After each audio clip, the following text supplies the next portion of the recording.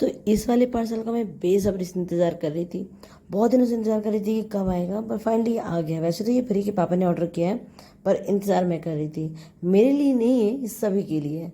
और आप देखोगे ना तो आप शायद समझ नहीं पाओगे, बट मैं आपको दिखा देती हूँ कि इससे पहले भी एक हमारे घर में इससे मतलब यही बिल्कुल सेम चीज़ आई थी। बट इस बार मैंने अपनी किचन के लिए मंगा ली है।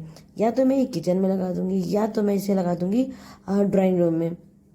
एक्चुअली एक बल्ब है, और जिसको मतलब हम सुन भी सकते हैं। मतलब कि इसमें वो ब्लूटूथ वगैरह कनेक्ट हो जाता है, जिसकी वजह से हम लोग गाने वगैरह अगर चाहें तो वो मतलब सुन सकते हैं इजीली, कहीं भी बैठे हो ये कनेक्ट हो जाएगा, और इसमें लाइट भी चलेगी और म्यूज़िक भी चलेगा। तो कुल मिला के बिंदास प्रोडक्ट है। कभी एक बार ट्राई जरूर करना। अगर आप चाहते हो कि मैं इसका लिंक दूँ तो आप मुझे बता दीजिएगा, मैं आपको डिस्क्रिप्शन बॉक्स में दे दूँगी। तो आप देख सकते हो कि सिंपल बल्ब की तरह है, और ये साइड में इसके स्पीकर लगा हुआ है।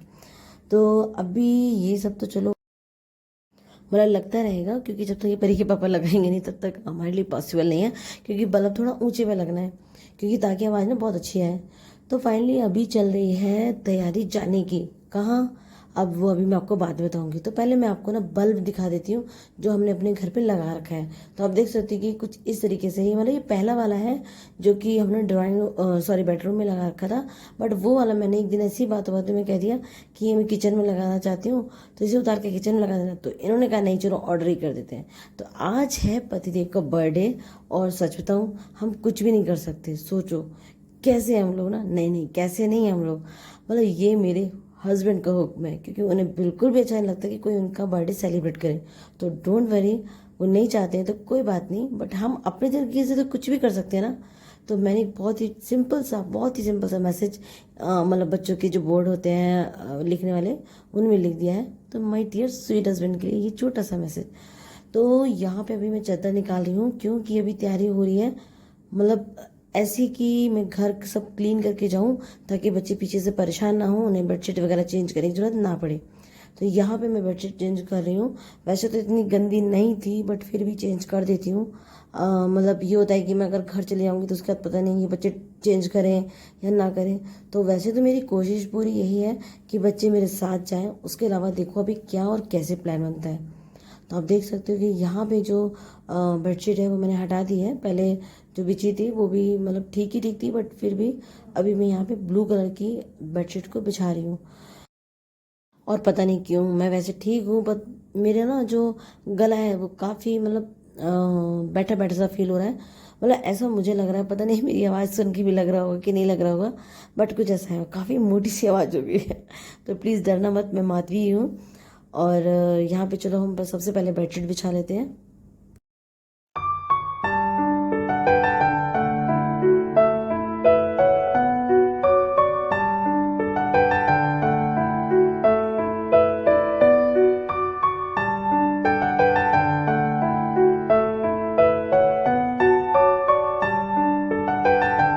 तो उस वक्त क्या हुआ, परी पढ़ रही थी, पर मैंने परी से रिक्वेस्ट किया कि प्लीज़ परी उठ जाओ, क्योंकि आप देख सकते हो कि सारी जो बिस्तर के नीचे ना, मतलब ज़मीन पे जो बेडशीट सब गंदी पड़ी हुई हैं। तो मैं सोचती कि इसे भी मैं चेंज कर दूँ। तो मैंने लगाया परी को जल्दी से काम पे, क्योंकि ये था कि परी कह रही थी कि मेरे को जल्दी करना है, मुझे काम करना है।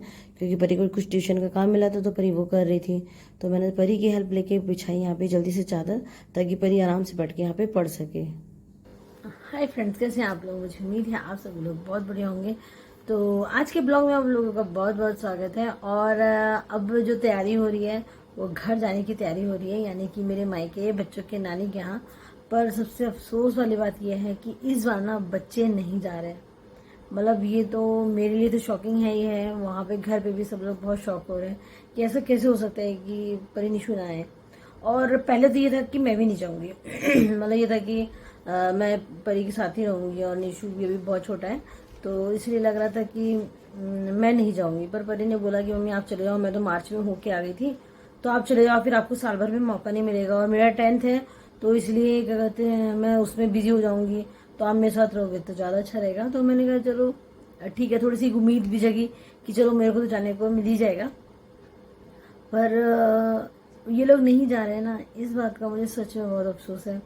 अब निशु की स्केटिंग है, सर ने बोला है कि इनका 1 या 2 दिन छुट्टी हो जाए, चलो चल जाता है, पर कम से कम अगर ज्यादा दिन की होती है तो ये लोग 1 महीना सीखे सिखाए पीछे हो जाते हैं। जो भी दिलचस्पी है मतलब स्केट के लिए वो बहुत ज्यादा हो गई, इतनी ज्यादा हो गई है कि रात को निशु सपने में भी वही बोलने लगा है, मतलब बहुत ज्यादा। और बस एक बार कहना होता है कि निशु चलो स्केटिंग का टाइम हो रहा है तो निशु तुरंत तैयार हो जाता है स्केटिंग के लिए, मतलब बिल्कुल भी मना नहीं करना।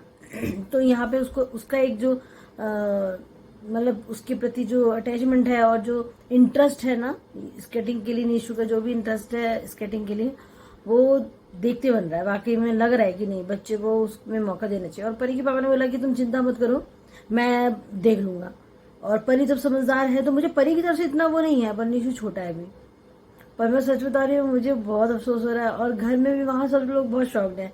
पहले तो घर में भी सबने मेरे को बोला कि तुम मत आओ, रहने दो, बच्चे अकेले रह जाएंगे तो कोई बात नहीं। पर मैंने उनको दिलासा दिया कि नहीं, परी के पापा बोल रहे हैं कि वो देख लेंगे दोनों को और संभाल लेंगे, कोई दिक्कत नहीं होगी। परी तो बड़ी हो गई है, निशु छोटा है और प्रॉपर घर पे ही रहना है, कहीं जाना भी नहीं है, तो इसलिए कोई दिक्कत नहीं है। बस स्केटिंग जाना है, घर पे आ जाना है, नहीं परी को ट्यूशन जाना है सुबह और घर पे आ जाना है। उसके बाद छुट्टियां हैं, अभी स्कूल का कोई इशू नहीं है, तो इसलिए मैं मतलब बेफिक्र होके जा सकती हूँ। तो पहले तो मन नहीं मान रहा था, पर जब इन्होंने कहा कि चलो, मैंने कहा ठीक है। तो अब फाइनली मैं अकेले जा रही हूँ और मतलब मुझे अच्छा नहीं लग रहा। मुझे लग रहा है कि काश परी निशु भी जाते, सब लोग वहां पे भी इंतजार करेंगे, वहां पे भी इंतजार करेंगे।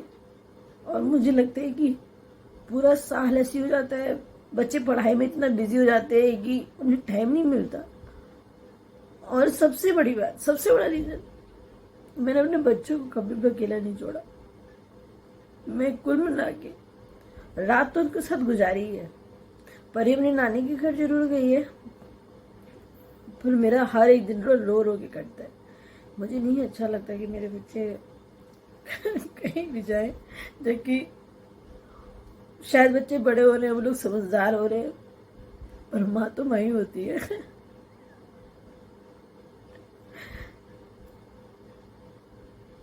पर अब देखो क्या होता है। अब मैं सोच रही हूँ कि मैं क्या काम ऐसा कर जाऊँ जो कि लोगों को परेशानी ना उठानी पड़े। तो आज तो बेडशीट चेंज कर दी है और उसके अलावा बहुत सारे ऐसे काम है, जैसे कि निशु परी के जो कपड़े थे वो भी मेरे को सारे सब वॉश करके रखना है। वैसे तो नॉर्मली डेली के वॉश होते हैं, अभी स्कूल की ड्रेस का कोई चांस नहीं है, तो इसलिए कोई चक्कर नहीं। तो ये हो रहा है कि मैं सारे कपड़े वगैरह सब चीज़ें वॉश करके जाऊँ, ताकि इन लोगों को कम से कम 2-3 दिन तक तो दिक्कत ना हो। बेडशीट तो कोई इशू नहीं है, चल जाएगा, कोई दिक्कत नहीं है। क्योंकि कौन सा यहाँ पे मतलब कोई गंदे पैर लेके चढ़ रहा है, कोई दिक्कत नहीं। अगर वो नहीं भी बिछेगी ना कुछ दिन तक तो कोई वो नहीं होगा। तो मैंने आज साफ बेडशीट बिछा दी है और इधर भी नीचे भी कर दी है और सब जगह जाले वगैरह जो थे, मतलब कि इन लोगों का ना हो, मतलब जो नहीं भी लगे थे ना, मैं अपनी तसल्ली में सोच रही हूँ कि मैं क्या क्या ऐसा कर दूं कि मैं सब कुछ करके चली जाऊं। मेरा बस ना, मैं तो खाना भी शायद इतने दिन का बना के चली जाऊं, पर वो पॉसिबल नहीं है, बच्चे बीमार पड़ सकते हैं। तो मैं कोशिश करूंगी सुबह से शाम तक का तो मैं खाना बना दूंगी, पर ज़्यादा दिन का तो गलत हो जाएगा, बहुत ही गलत हो जाएगा। तो वहाँ से शायद मम्मी या मतलब भाई आएगा, भाई का तो कंपलसरी है ही पर हो सकता है शायद मम्मी आ जाए, क्योंकि परी निशु कह रहे थे कि नानी को बोलना है कि वो यहाँ घूम के जाए। तो देखो कौन आता है। तो अभी तो 1-2 दिन है, बट मेरी तैयारी शुरू हो गई है। वो भी तैयारी मेरे खुद के सामान की नहीं, यहाँ घर में जो चीज़ें सही करने वाली उनकी। तो सब चीज़ें मैं वो सोच रही हूँ, क्या क्या मेरे मन में आ रहा है ना, मैं सब कर डालूँ। तो बस यही है, और भगवान मुझे शक्ति दे। और बस मुझे डर एक बात का भी लग रहा है कि कहीं मैंने वहां पे ज्यादा रोना धोना किया तो मेरी तो डांट पड़ रही है पक्का कि तुम्हें फिर आना ही नहीं चाहिए था।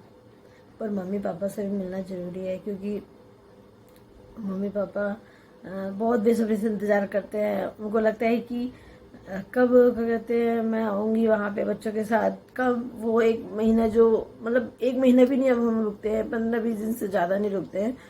वैसे तो 15-20 दिन भी कम नहीं होता, बहुत होते हैं। तो मतलब उतने ही बीच में वो लोग पूरे साल भर की जो खुशियाँ होती है वो ले लेते हैं कि बच्चों के साथ टाइम स्पेंड करने का मौका मिलेगा। बस रीज़न मेरा यही है कि बस मुझे मम्मी पापा से मिलना है।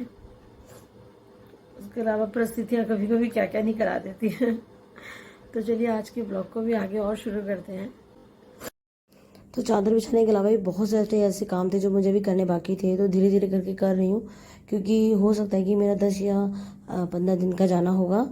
और आप देख सकते हो कि यहाँ पे अभी मैं जो सिलाई कर रही हूँ, ऐसा नहीं है कि मैं कोई सूट या कोई ब्लाउज सिल रही हूँ, ऐसा कुछ नहीं है। जो छोटी मोटी बच्चों के कपड़ों की सिलाई वगैरह खुल जाती है उसको मैं सही करके रख रही हूँ। और मुझे एक ना सूट जो मेरा बिल्कुल नया था जिसकी फिटिंग मुझे करनी थी, तो एक सूट तो मेरा फ़िलहाल अभी जो नया था ना जिसकी मैंने फिटिंग की थी, तो मैं उसको ले जाने का डिसाइड नहीं कर रही हूँ। बट ये वाला एक जो सूट है उससे मैं भी फिटिंग करूँगी ताकि मैं उसे पहन जा सकूँ। और एक जो प्लाजो था मेरा, वो क्या हुआ था अभी कुछ दिनों पहले, जो स्टॉपर होते हैं ना उसमें लग के वो हल्का सा उसकी सिलाई विलाई सब उधड़ गई थी। तो शुक्र करो कि मैं उस टाइम पे ना बच गई, मतलब नहीं तो मैं गिर भी सकती थी। तो फाइनली उसे भी मैं सही कर रही थी। तो यहाँ पे मेरा ये काम ख़त्म होते ही मैं फटाफट से खाना बनाने चली जाऊँगी। बट मतलब मुझे लग रहा है कि परी के पापा शायद आज कुछ ले आएंगे। तो देखो शायद, क्योंकि वो कह रहे थे कि तुम खाने में क्या बना रही हो, उन्होंने फ़ोन किया था मुझे, तो मुझे मतलब थोड़ा सा डाउट हो गया था कि शायद वो कुछ लेकर आने वाले हैं।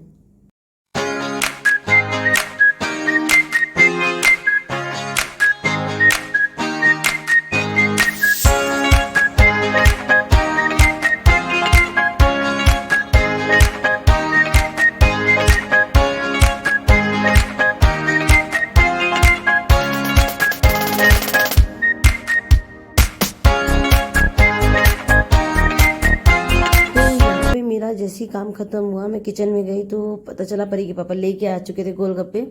तो मैंने कहा चलो सबको सर्व कर देती हूँ। तो परी के जो बाबा जी हैं उनको मैं नीचे लेके आई। उसके बाद यहाँ पे आप देख सकते हो कि सबको मैंने सूजी वाले जो बतासे होते हैं वो दे दिए थे, और मुझे आटे वाले पसंद थे। मेरी प्लेट बिल्कुल तैयार है, मैं खाने जा रही हूँ। तो आज का ब्लॉग कैसा लगा मुझे बताना जरूर। प्लीज़ फ्रेंड्स चैनल को सब्सक्राइब करना, साथ में बेल आइकन प्रेस करना ताकि नए नए वीडियो की नोटिफिकेशन मिल सके। और आगे भी बहुत भी जो ब्लॉग है वो इंटरेस्टिंग होने वाले हैं, तो बने रहना चैनल पे। मिलते हैं हम नेक्स्ट ब्लॉग में, तब तक के लिए फ्रेंड्स अपना ध्यान रखिए, खुश रहिए, बाय बाय।